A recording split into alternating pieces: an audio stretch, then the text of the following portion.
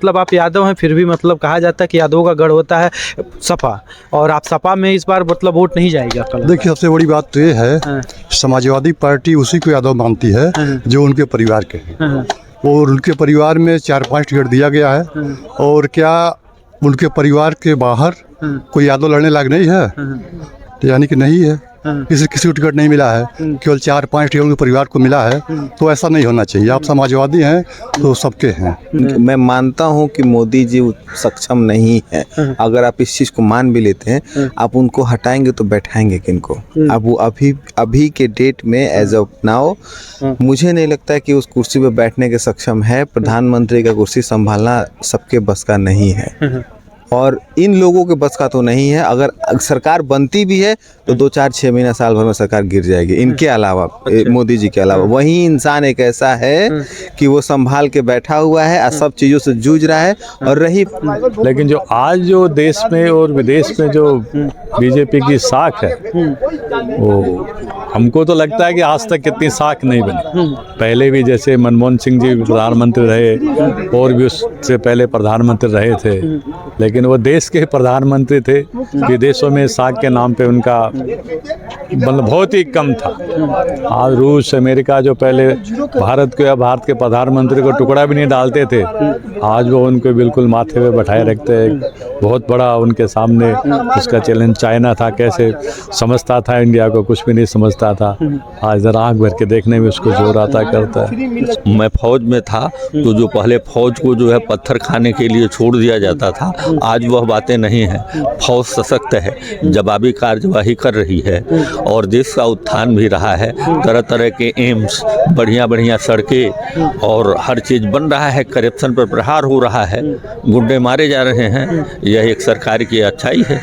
और जो दूसरी जो विकल्प की जैसे पार्टी है, जो भी है, तो उनके चेहरे अपने सामने हैं। दिल्ली की सरकार लीजिए, बंगाल की लीजिए, केरला की लीजिए, पंजाब की लीजिए, जहाँ मतलब करप्शन के नाम पे इतनी गहराई में है कि जो दूसरे एरिया के आदमी तो सोच भी नहीं सकता, और वहाँ के जो लोग हैं तो उसको भुगतने के अलावा कोई चारा नहीं है। मतलब क्या नाम पड़ेगा भैया? हमारा नाम राजकुमार यादव पड़ेगा।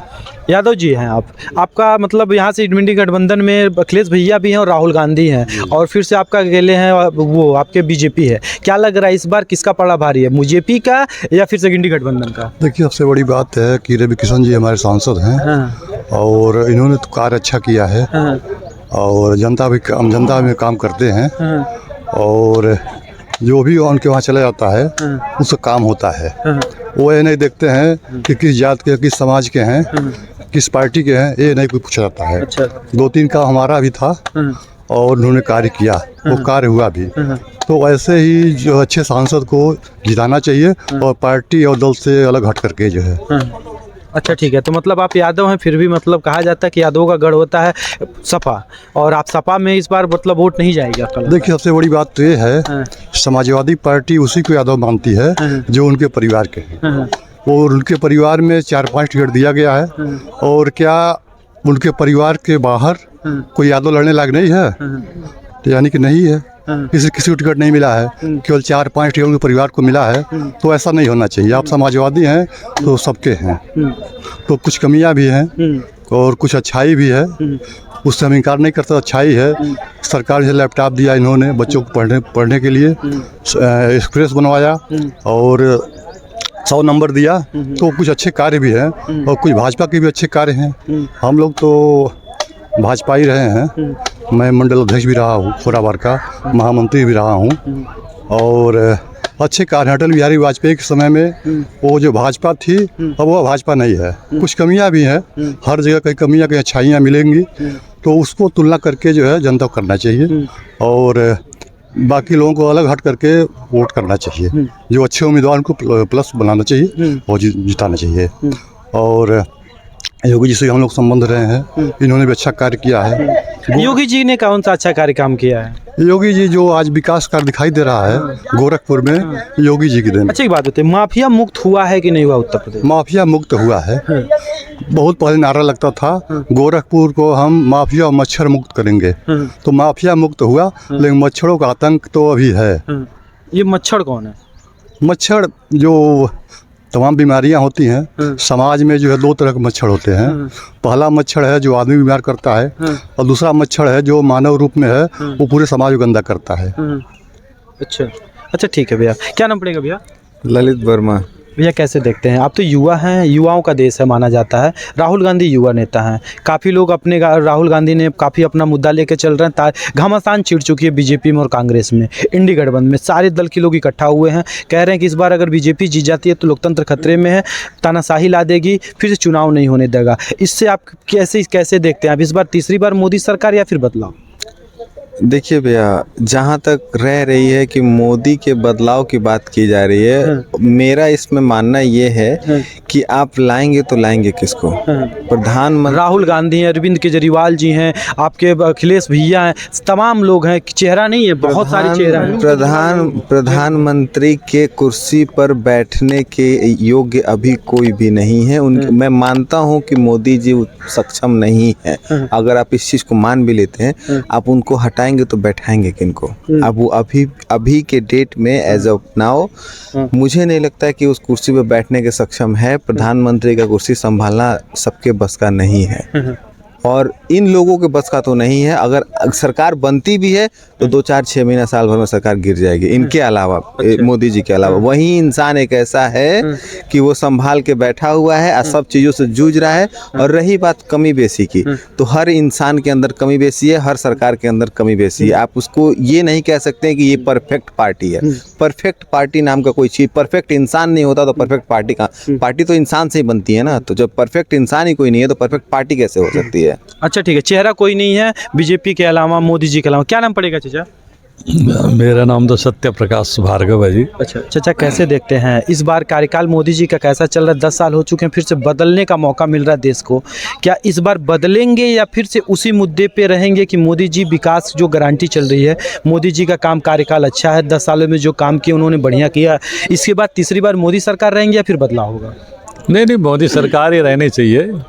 जैसा मोदी सरकार ने अभी काम किया है 10 साल में, राष्ट्रीय स्तर पे लीजिए चाहे अंतर्राष्ट्रीय स्तर पे लीजिए, तो बहुत बढ़िया से बढ़िया काम कर रहे हैं। और जो दूसरी जो विकल्प की जैसे पार्टी है, जो भी है, तो उनके चेहरे अपने सामने हैं। दिल्ली की सरकार लीजिए, बंगाल की लीजिए, केरला की लीजिए, पंजाब की लीजिए, जहाँ मतलब करप्शन के नाम पे इतनी गहराई में है कि जो दूसरे एरिया के आदमी तो सोच भी नहीं सकता, और वहाँ के जो लोग हैं तो उसको भुगतने के अलावा कोई चारा नहीं है। मतलब ठीक है, इनके अंदर भी होता होगा, लेकिन जो आज जो देश में और विदेश में जो बीजेपी की साख है, वो हमको तो लगता है कि आज तक कितनी साख नहीं बनी। पहले भी जैसे मनमोहन सिंह जी प्रधानमंत्री रहे, और भी उससे पहले प्रधानमंत्री रहे थे, लेकिन वो देश के प्रधानमंत्री थे।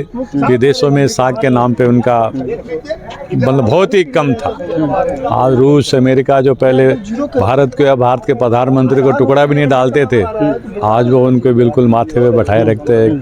बहुत बड़ा उनके सामने उसका चैलेंज चाइना था, कैसे समझता था इंडिया को, कुछ भी नहीं समझता था। आज जरा आँख भर के देखने में उसको जोर आता करता है। जो यहाँ देश में जो बिजनेस मार्केट में रखते हैं, जो डिफेंस के जो आइटम्स थे, सब विदेशों से आते थे। पूरा पता नहीं कितना एक्सपोर्ट इंपोर्ट पे मतलब पैसा खर्च करना पड़ता था। आज वो सब चीज़ें यहाँ बन रही है, कर रही है। फ्रांस है जिसका राफेल है, उसका यहाँ पार्ट्स वगैरह बनना, और दूसरे जो विदेशी या जो डिफेंस के आइटम्स वगैरह एक्सपोर्ट में बहुत ज़बरदस्त काम किया है जी। कि आम जनता को तो रोटी, कपड़ा और मकान से मतलब है, वो जिसको मिल जाता है ठीक है, नहीं। बाकी जो देश के नाम के जो उन्नति की है, कोई मतलब मुकाबला नहीं है जी। अच्छा ठीक है चाचा, क्या नाम पड़ेगा चाचा?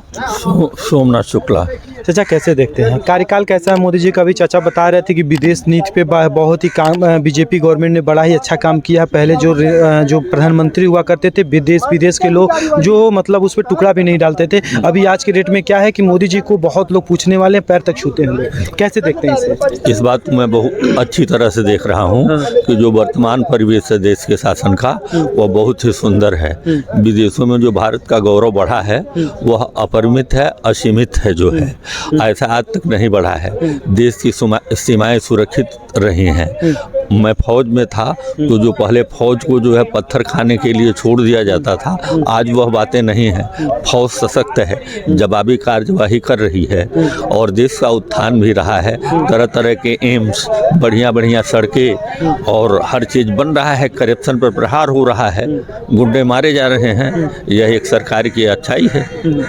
अच्छा, गुंडे मारे जा रहे हैं, सरकार की अच्छाई है। अच्छा, एक बात है, डिफेंस में आप रहे हैं, आप बता रहे हैं मैं फौज में था, उस समय में और इस समय में अंतर बताइए थोड़ा सा। कैसा लग रहा है जो डिफेंस जो अभी बढ़ चुका है? बताया जा रहा है कि बहुत ही काफ़ी विकास हो चुका है डिफेंस में, ऐसा क्या लग रहा है? इसमें कैसे देखते हैं? जैसे यह देख रहा हूँ कि जैसे पहले फौज को छूट नहीं थी कि जवाबी कार्यवाही करने के लिए उस पर कार्यवाही हो रही थी। जो जवाबी कार्यवाही करता था उसके लिए कोर्ट बैठा दिया जाता था आधी रात को। लेकिन अब यह बातें नहीं हैं, हम प्रतिरक्षात्मक कार्यवाही कर ले रहे हैं, जवाब दे रहे हैं। तो वो कमज़ोर पड़ते जा रहे हैं दिनों प्रतिदिन। जो है जब उनको माकूल जवाब मिल रहा है, हमारे हथियार बहुत अच्छे अच्छे हो गए हैं, तो उससे उनको भय है। अच्छा, तो मतलब इसमें लग रहा है कि मतलब काफ़ी ज़्यादा विकास हुआ है मोदी जी में। फिर से मोदी जी आएंगे। आएंगे। अच्छा।